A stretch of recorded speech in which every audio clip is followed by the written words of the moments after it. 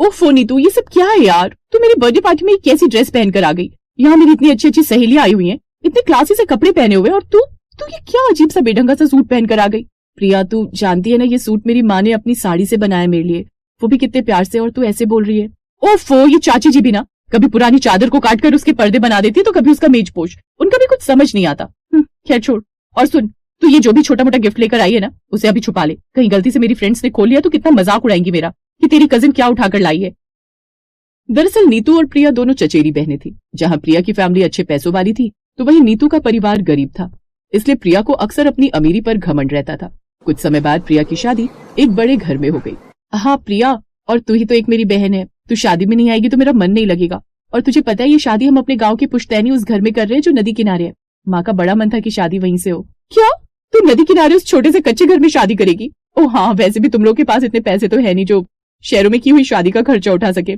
और वैसे भी उस दिन इनके बेस्ट फ्रेंड की भी शादी है, तो हमें वहां जाना है। और वैसे भी मेरे ससुराल वाले इतनी छोटी शादी में नहीं जाते। एक काम करो, तुम ये कार्ड और ये मिठाई भी वापस ही ले जाओ। वो क्या है ना, मेरे ससुराल वाले तो बड़े बड़े आउटलेट की मिठाइयां खाते हैं, ये नुक्कड़ में बैठे हुए हलवाइयों की नहीं। वो बेकार में इन्हें कुत्तों को डाल देंगे। अच्छा देख, अब मैं तो आ नहीं पाऊंगी, तो तू ऐसा कर कि 11,000 मेरी तरफ से शगुन के तौर पर रख ले।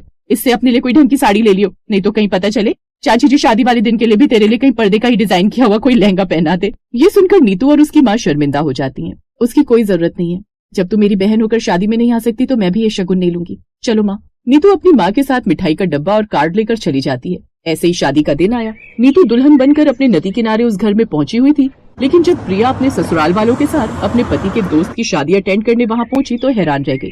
अरे ये तो हमारा पुराना घर है, इसका मतलब इनके दोस्त की शादी नीतू से हो रही है। अब तो इनको भी पता चली जाएगा कि मेरी चचेरी बहन है। इससे पहले कि इनको कहीं और से पता चले, मैं ही इन्हें बता देती हूँ कि जिससे इनके दोस्त की शादी हो रही है वो मेरी कजिन है। अब प्रिया अपने पति को सारी बात बता देती है। शादी में आए सभी मेहमान उस नदी किनारे हो रही शादी की खूब तारीफ कर रहे थे। वाह वाह, शादी के लिए ये जगह कितनी परफेक्ट है ना, शोर शराबे से दूर और शहर की भीड़ भाड़ वाली जगह से इस एकांत जगह में ये सब कितना अच्छा लग रहा है। सुना है दुल्हन के कहने पर दूल्हा भी झट से इस जगह के लिए मान गया, नहीं तो उसे कौन सी कमी थी, खूब बड़े घर का लड़का है वो है। लेकिन जो भी कहो, वेन्यू एकदम परफेक्ट है ये। प्रिया ये सब सुनकर चुप थी। शादी की रस्में शुरू होती हैं। नीतू ने प्रिया की तरफ देखा और मुंह फेर लिया। प्रिया को ये सब बहुत अजीब लगा। अब प्रिया जानबूझकर नीतू से बात करने की कोशिश करने लगी। जब शादी संपन्न हो गई तब प्रिया सुनील से बोली, सुनील जी, आपको इतनी छोटी शादी करने की क्या जरूरत थी? आपको तो पैसों की कोई कमी नहीं है। प्रिया भाभी, नीतू का मन था शादी बहुत सिंपल हो और मंदिर में हो, इसीलिए मैंने सिंपल शादी की है अपनी लवली वाइफ के कहने पर। चलो जी, अब हो गई शादी, अब तो आप भाभी हमारे दोस्त का ख्याल रखना, अब तक तो हम रखते आए हैं। राकेश की बात सुनकर नीतू मुस्कुरा दी। राकेश और सुनील दोस्त थे, इसलिए अक्सर घूमना फिरना, पार्टी करना, कहीं आना जाना दोनों का साथ ही होता था। इसी वजह से प्रिया और नीतू की भी मुलाकात हो जाती थी। नीतू, तूने तो मुझे कभी बताया नहीं कि तूने इतने पैसे वाले घर का लड़का फांस रखा है। देखो प्रिया, कल तक तुम मेरी सहेली थी, इसलिए मैं तुम्हारी बातों को सुन लेती थी, बर्दाश्त कर लेती थी, पर अब नहीं। अपनी भाषा पर नियंत्रण रखना सीखो। मैंने सुनील जी को फांसा नहीं है। सुनील जी और मैं एक शादी में मिले थे, वहीं सुनील जी को मैं पसंद आ गई थी और मुझे भी वो बहुत अच्छे लगे थे। सुनील जी मेरे घर रिश्ता लेकर आए थे, उन्हें मैं पसंद थी और अब हम दोनों पति पत्नी बन चुके हैं। मेरी ससुराल है, मेरा परिवार है, तो प्लीज इस तरह की बातें करके मुझे परेशान मत करो। हाँ हाँ, तो मैं कौन सा चिपक रही हूँ? वो तो राकेश और सुनील आपस में दोस्त हैं, इसलिए हम तुम साथ आ जाते हैं, वरना मेरा भी मन नहीं करता तुम्हारे साथ कहीं घूमने का। प्रिया की हरकतों की वजह से आज नीतू उससे बात नहीं करना चाहती थी। उसे पता था कि प्रिया बहुत घमंडी और दूसरों की बेइज्जती करने वाली लड़की है, इसलिए उसने प्रिया से दोस्ती के सारे नाते तोड़ दिए थे। प्रिया माँ बनने वाली थी, पर उसके मम्मी पापा लंदन में थे, क्योंकि उसकी भाभी को भी बच्चा होने वाला था। इस वजह से उन्हें जाना पड़ा। यहाँ प्रिया की सास की तबीयत खराब चल रही थी, इस वजह से प्रिया बिल्कुल अकेली पड़ गई। प्रिया बहू, थोड़े नौकर चाकर और रख लो ताकि तुम्हें कोई काम न करना पड़े। मेरी तबीयत वैसे ही ठीक नहीं रहती, वरना मैं तुम्हारे लिए कुछ बढ़िया पौष्टिक खाना बना देती जो तुम्हारे और तुम्हारे बच्चे के लिए सही होता। कहो तो किसी रिश्तेदार को बुला लेते हैं थोड़े दिन के लिए, प्रिया बहू को आराम मिल जाएगा। तुम नहीं जानते हो, रिश्तेदार तो बहाना बना देते हैं कि समय नहीं है। अब कोई बेटी तो है नहीं हमारी जो कुछ दिनों के लिए रहने आ जाती। इकलौता बेटा है राकेश। प्रिया, तुम अपनी सहेली नीतू को क्यों नहीं बुला लेती हो? तुम्हें उसका सहारा हो जाएगा। तुम दोनों तो पक्की सहेलियां हो और सुनील को भी कोई परेशानी नहीं होगी। नीतू, मुझे नहीं लगता कि वो आएगी। अचानक नीतू और सुनील आ जाते हैं। नीतू के हाथ में एक बड़ा बैग और अटैची थी। अरे भाई, नीतू ने तो सुबह से शोर मचा लिया कि मेरी सहेली अकेले परेशान हो रही होगी। अब देखो, सारा बोरिया बिस्तर पैक करके अपनी सहेली की सेवा के लिए आ गई है हमारी धर्मपत्नी। हाँ, मुझे पता चला आंटी अंकल लंदन गए हुए हैं। आंटी जी की भी तबीयत ठीक नहीं रहती, इसलिए अब जब तक तुम्हारी डिलीवरी नहीं हो जाती मैं तुम्हारे साथ ही रहूंगी। पर नीतू, तुम्हारी शादी को तो अभी कुछ ही महीने हुए हैं और तुम राकेश जी और अपने ससुराल को छोड़कर मेरे पास रहोगी। पीछे से परेशानी नहीं होगी? कोई कुछ कहे ना। अरे प्रिया भाभी, हमारे घर में सबको पता है सुनील मेरा दोस्त होने के साथ साथ मेरे भाई जैसा है, और नीतू ने कहा कि आप उसके लिए बहन जैसी हो। हाँ तो और क्या, अब ऐसे समय में मेरी बहन की सेवा मैं नहीं करूंगी तो और कौन करेगा। मैं भी तो बच्चे की होने वाली मौसी हूँ। प्रिया की आंखों में शर्मिंदगी के आंसू थे और दोनों सहेलियों के बीच जो भी गिले शिकवे थे सारे खत्म हो जाते हैं। नीतू के आ जाने से प्रिया को बहुत सहारा हो गया। नीतू उसका बहुत ख्याल रखती थी। कुछ समय बाद प्रिया ने एक प्यारे से बेटे को जन्म दिया। मुन्ना की मौसी को बधाई हो। अब बस जल्दी से तुम्हारे घर भी बच्चे की किलकारी गूंजे, मैं तो यही चाहती हूँ। अभी नहीं, पहले तू इसे संभालने वाली हो जा, उसके बाद मैं इस बारे में प्लान करूंगी, क्योंकि मुझे भी तो अच्छे से तुझसे अपनी सेवा करवानी है। ऐसे ही थोड़ी छोड़ दूंगी मेरे होने वाले बच्चे की मौसी को। और फिर हॉस्पिटल का कमरा खुशी और हंसी के ठहाकों से भर गया।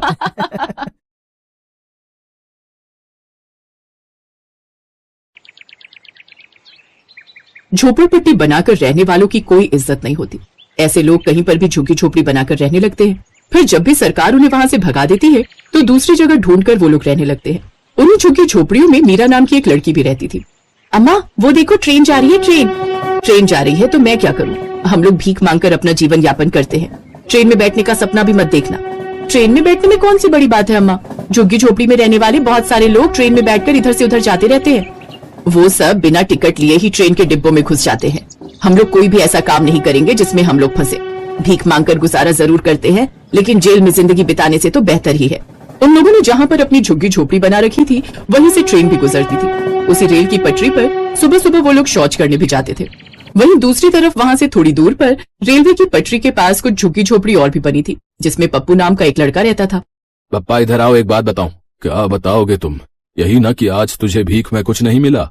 अरे नहीं पप्पा, भीख मांग मांग के हमने बहुत पैसे इकट्ठे कर लिए हैं, तो हमारी शादी काहे नहीं कर देते? फालतू में शादी में पैसा खर्च करके क्या फायदा, बता। पप्पू को शादी के कीड़े बहुत ज्यादा ही काट रहे थे।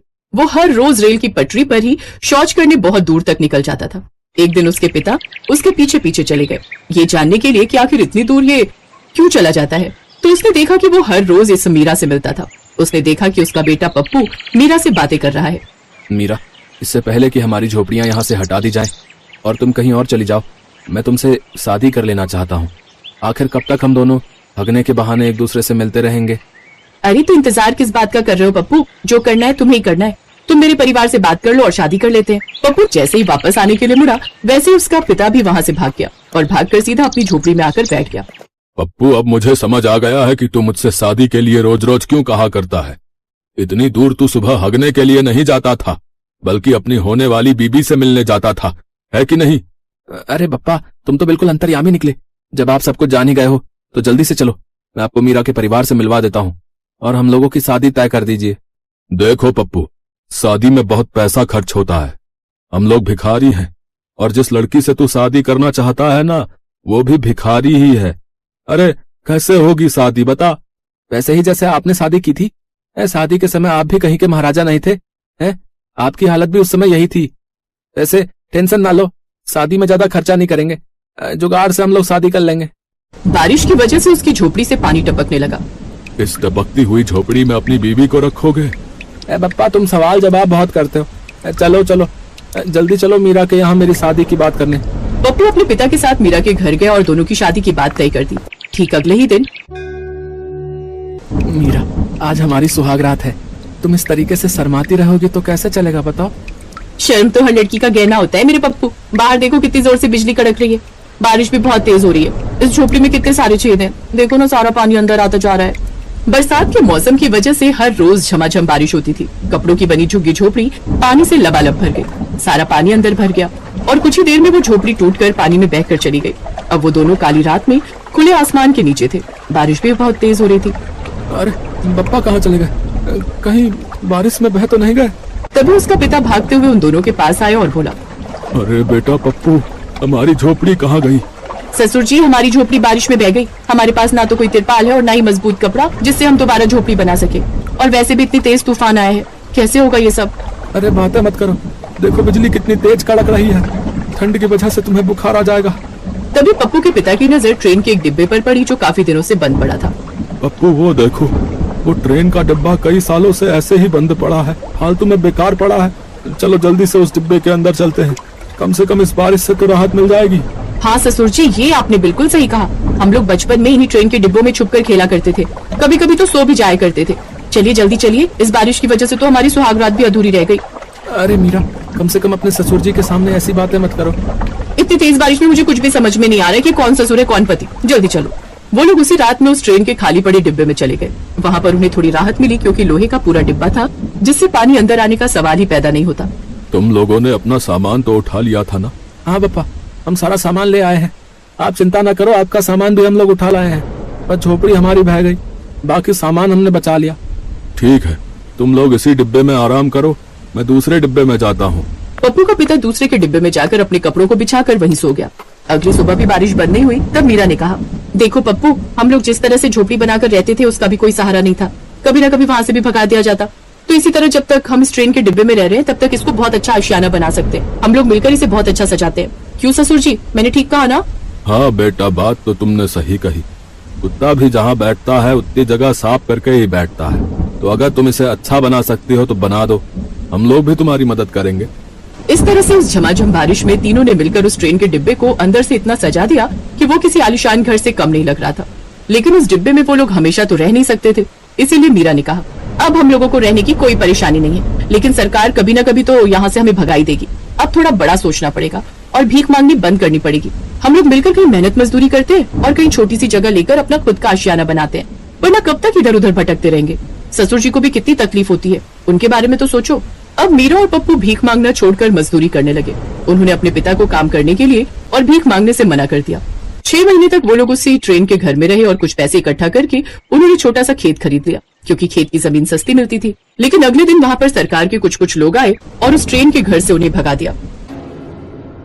पप्पा तुम चिंता मत करो, मीरा की वजह से ही हमें कुछ बड़ा सोचने का मौका मिला। वो ट्रेन का घर तो अब हमारा घर नहीं रहा, लेकिन जो खेत हमने खरीदा था वहाँ पर झोपड़ी बनाकर रहते हैं। फिर धीरे धीरे हम लोग पैसे कमाकर वहाँ घर भी बना लेंगे। पप्पू ने उसी खेत में झोपड़ी बना ली और वहीं रहने लगे। 6 महीने फिर से काम करके उन लोगों ने धीरे धीरे अपना भी एक छोटा सा घर बना लिया। अपना घर बनाने के बाद पप्पू वही पुरानी झुग्गी झोपड़ी वाले इलाके में आया और सभी को सीख दी कि हमेशा भीख नहीं मांगनी। मैं भी तुम लोगों की तरह भिखारी ही था। तुम सभी लोगों ने मेरी शादी में प्लास्टिक के ड्रम बजाकर हमारी शादी कराई थी। मेरा भी कर्तव्य बनता है ना कि तुम लोगों को अच्छी सीख दूं। कल से तुम लोग भी मेरे साथ मजदूरी करने चलोगे। सब लोग अपना अपना घर बनाओ। तुम लोग कब तक इधर उधर भटकते रहोगे भाई? और इस तरह धीरे धीरे